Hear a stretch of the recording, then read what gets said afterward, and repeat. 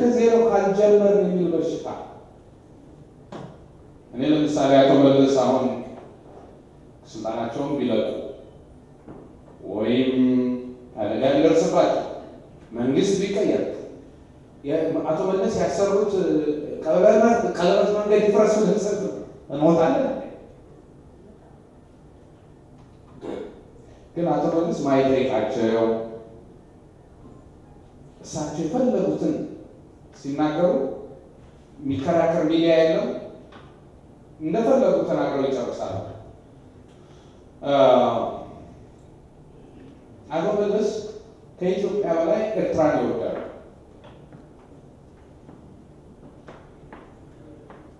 ይሄ በእርግጠኝነት ነው የምናገረው።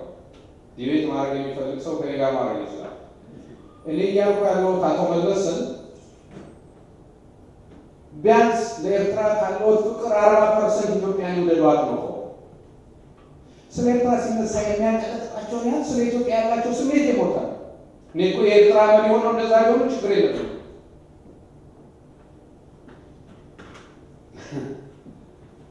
የሚገርም እኮ እኛ ኢትዮጵያውያናችን ራሳችንን ዓለም አቀፍ መድረክ ላይ ያሙናል።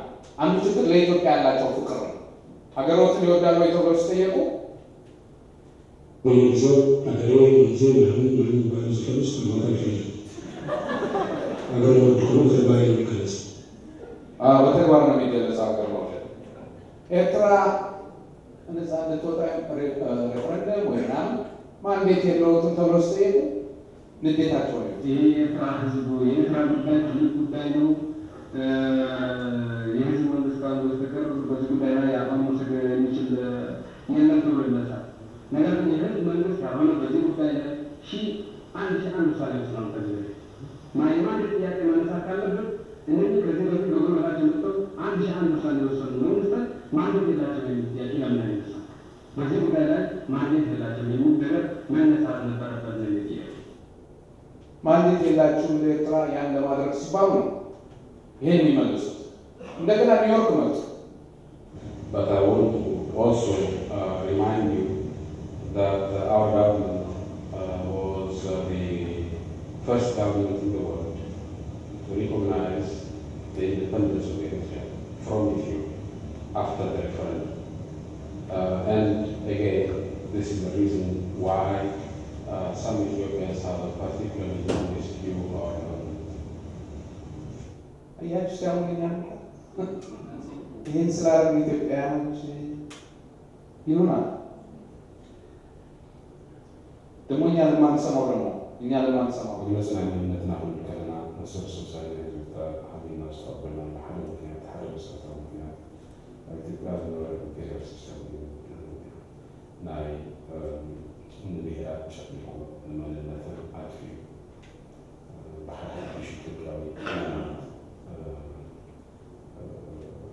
كم حتى سبتنا في تجربة من الفعل قلوا ما يحد لها مش تجربة ما يحد لها محرمة باهي بتحسسها قبل بالنسبة لتجربة سانس مثل ساعات لتبين معك التنازل ساعات سنوات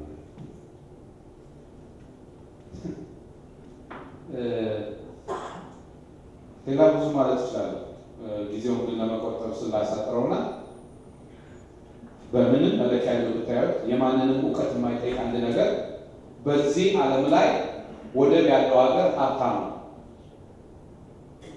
በምንም ብትለቁ ወደብ ሄደ። እሺ የኢትዮጵያ መብት ምናምን ይቀር፣ ግን የአቶ መለስ ድፍረት የሚገርመኝ ወደብ ምንም እንደማይጠቅም ሊያስተምሩ ይሞክራሉ። አሁን ኦክሲጅን አይጠቅምም ብትባሉ አይገርማችሁ? ስማችሁ ወደብ ስለሌለን እናውቃለን የሚባል ነገር ትርጉም የለውም። የ21ኛ ክፍለ ዘመን አስተሳሰብ አይደለም። የወደብ አገልግሎት እንደ ነዳጅ፣ እንደ ባንክ አገልግሎት፣ እንደ መኪና በገበያ የሚሸጥና የሚገዛ አገልግሎትና ሸቀጥ ነው። ተራራና ወንዝ መቁጠር አይደለም። የሚገርማችሁ እሱ ብቻ አይደለም። እንትኖች መርከበኞች ተመረቁ ኢትዮጵያ ውስጥ የተመሰላቸው የተለማመዱት ባህር ዳር ከዛ ሲመረቁ እሳቸው ሲመርቋቸው ያሏቸውን ደግሞ ስሙ ሚኒስትር መለስ ዜናዊ ስልጠናውን በስኬት ያጠናቀቁትን እነዚሁ ምሩቅ ባህረኞች በጽሕፈት ቤታቸው ተቀበለው የስራ መመሪያ ሰጥተዋቸዋል። የመርከብ መሐንዲሶች ናቸው። ወደብ ባይኖረን መርከባችን የመርከብ ንግድ ሰላችታል ልትገባ ይወቃችሁ ሚኒስትር መለስ ዜናዊ ስልጠናውን በስኬት ያጠናቀቁትን እነዚሁ ምሩቅ ባህረኞች በጽሕፈት ቤታቸው ተቀበለው የስራ መመሪያ ሰጥተዋቸዋል። የመርከብ መሐንዲሶች ናቸው። ወደብ ባይኖረን መርከባችን የመርከብ ንግድ ኢኮኖሚያችን በጣም ወደብ ባይኖረን መርከባችን አለ ደግሞ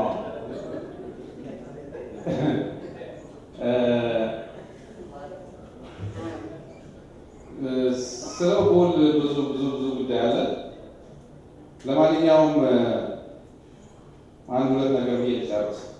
ለምሳሌ የተለያየ የህብረተሰብ ክፍል በዚህ መንግስት ላይ ጥያቄ አቅርቧል። እኔ እውነቴን ልንገራችሁ በእኔ መለኪያ በልጅነቴ ዛሬ ልክ ማደርግ ከሆነ የምሰራው ነገር ትክክል ነው የሚያምን ከሆነ ሰው ትልቁን ክሬዲት የሚወስዱት እኔን ያስተማሩ መምህራኖች ናቸው። ከልጅነት የኮተኮቱና ያስተካከሉ።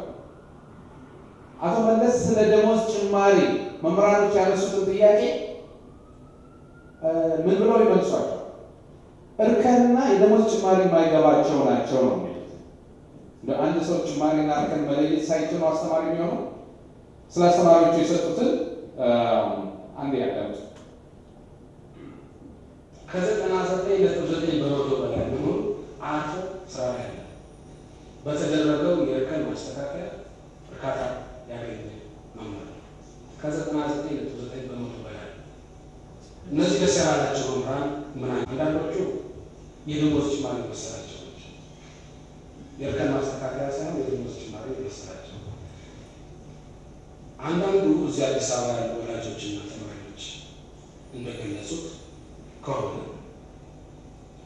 በነገራችን ላይ ትምህርት በተቋረጠባቸው ከተሞች አዲስ አበባ በዋናነት አማራ ክልል ሁለት የሶስት ከተሞች አካባቢ ሁለት የሶስት ቤቶች ለተወሰኑ ብዙ ጊዜ ስለተባለ አልመለስበትም። ግን ለማጠቃለያ ሊሆን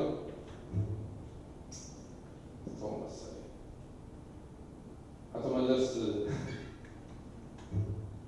የሄደውብኝ ነው ስለ ሙስሊሞች ያሉትን ሌላ መድረክ ላይ አቅርቤዋለሁ። ግን ለእናንተ ለትዝብት እንዲሆን ነው። ኢትዮጵያ ውስጥ አብዛኛው ህዝብ ሙስሊም ነው። ስታቲስቲክስ ያቀረበው መረጃ ውሸት ነው። አብዛኛው ህዝብ ሙስሊም ስለሆነ የእስላም መንግስት ነው መቋቋም ያለበት የሚል ቅስቀሳ በሰፊው ነው የሚካሄድ በእነዚህ አክራሪዎች ናቸውና ይሄን ነው የሚሉት ነው። ሙስሊሞቹ ደግሞ በግልጽ ያሉት ይሄ ነው።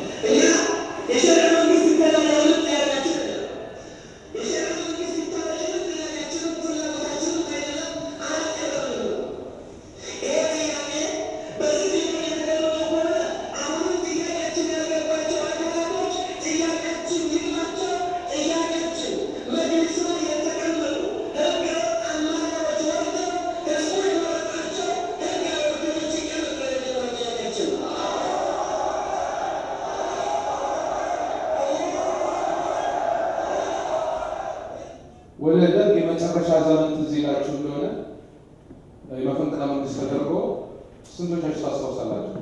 ጄኔራሎች ምን ነበር የሚላቸው ታስታውሳላችሁ? ጥቂት ጄኔራሎች ጥቂት ነበር የሚላቸው። አቶ መለስ የመብት ጥያቄ የሚያነሳውን በሙሉ ይውላችሁ ችግሩ እየመጣ ያለው ጥቂት ሰለፊዎች እንደገና ልክ ከኦርቶዶክሱ ጥቂቶቹ ችግሩ እየመጣ ያለው ጥቂት ሰለፊዎች ሁሉም ሳይሆን ጥቂቶቹ በአስተማሪነት ያልተሳካላቸው ጥቂቶች በጣም ጥቂቶችም አሉ። እንግዲህ ያያችሁ አምባገነኖች ከየትኛውም ሀገር ይቀሉ ከየትኛውም ሀገር ኢራቅ ይሁን ደቡብ አሜሪካ ይሁን አፍሪካ ይሁን አንድ ናቸው። የአንድ እናት ልጆች ናቸው። አንድ አይነት ቋንቋ ነው የሚጠቀሙት። አቶ መለስ አሁን ወደ መጨረሻው አካባቢ እንግዲህ እንዳቶ ለኮሎኔል መንግስቱ መናገር ጀምረዋል። ሁለቱም አንድ አይነት ሲናገሩ ያሉት ለኮሜዲ ህብረትና ቅንጅት